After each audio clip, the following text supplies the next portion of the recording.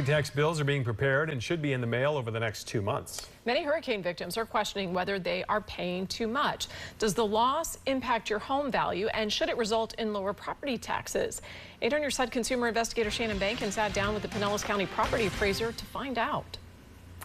Jen, Josh, many people are still dealing with this from last year's hurricanes. So I set out to find out what you can do to avoid paying a penny more than you should.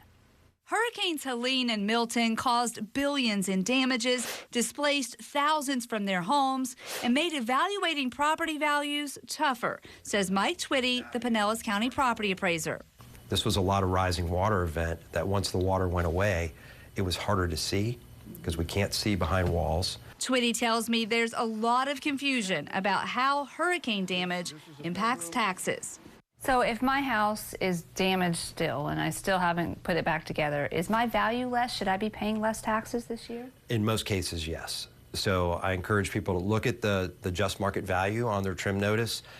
It'll show last year's number and this year's number. And if that number went up for some reason and they had a bunch of damage on January 1, they definitely need to call our office. Twitty says you'll pay based on the value of the home on January 1st, 2025. If they were still in disrepair on January 1, we're trying to reflect a number for the value of the home at that point in time. So there may be extra depreciation on that property that would reflect damage to the improvements. It's a little bit of a double-edged sword because that could result in lower taxes for them for this year, which they would likely be happy about. But then it also may lower what we show on the FEMA letter on our website for dealing with the 50% rule for future repairs. He says if your home was unrepaired on January 1st, you should use your 2024 letter for applications with FEMA.